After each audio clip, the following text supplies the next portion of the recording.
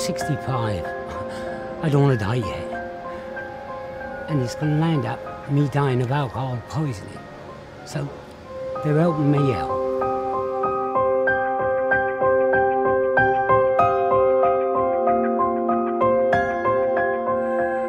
You need to slow down, or your liver or your body organs they're going to fail.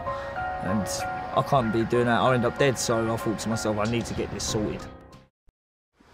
Didn't feel good, started to get the shakes and just wanting it all day, every day, before I went to bed and when I wake up. And it went from a couple of scotches and a pint, and then I landed up drinking 2 bottles of scotch a day, 7 days a week, and it did get out of hand. When Shaban turned around to me and said about, we can help you, we don't want to put you in rehab if we can help it. So I said, fine, go for it. Well, he come to my room and he asked me all these questions, and I just answered them as they come out.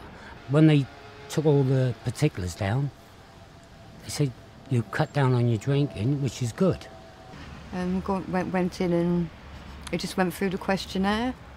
And I like doing the questionnaires because it puts me to where I know what I want to do. It was good. It was very good with the alcohol, with that diagram of how much I was consuming. With all the alcohol and that, it showed me how much I was drinking. It is a good idea, because at the end of the day, you could see it hanging about, how much am I drinking today? How much did I drink last week? Now I'm 2 cans less, or am I can less? So you're like slowly coming down off it, you know what I mean? I worked with a client named Carl who came into St Mungo's Main Street just after leaving a prison sentence. So as soon as he sort of got housed, his alcohol use, it sort of flared up because he met people in the hostel, which he had known from previously.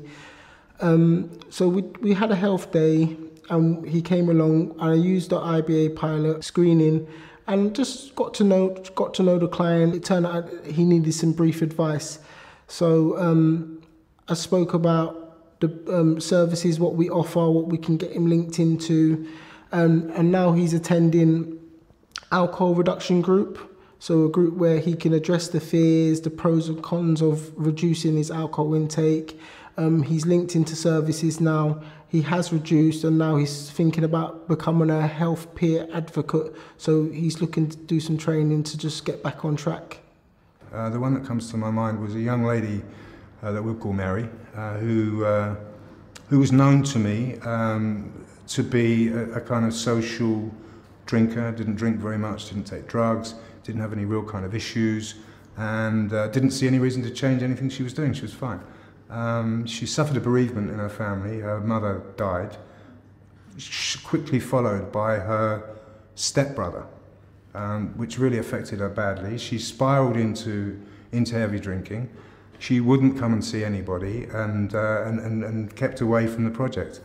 When we finally did kind of manage to sit her down, we used the intervention, the audit, and we, you know, in talking with her, what I found and what I was able to show her was that she'd gone from being a very, very social drinker to somebody who was increasing risk of doing herself physical damage, and was able to, through asking those questions, as I said before, you know, that there's specific questions related to how the amount of drinking I'm doing is affecting me in my health and in my social life. So I was able to show her, and in her case, she was shocked to see that. She didn't realise the potential that level of drinking had to harm her. And for me, the brief advice immediately after that audit was really key. You know, that if it had waited another kind of day or 2 days, maybe it wouldn't have been as effective. But we kind of went straight on and looked at, well, okay, how can we make some changes here for you? Because she, you know, by seeing how she was harming herself, she immediately wanted to change it. So for me, that was very powerful. It was quite powerful.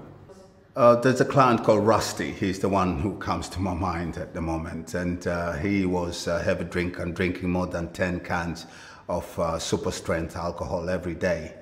And because of the IBAs, he has managed to reduce, I think he's been abstinent now for about 3 weeks. and he's doing very well. He has not touched a drop of alcohol in 3 weeks. And I think there are many factors that have contributed to his abstinence, but one of the key factors is the IBAs.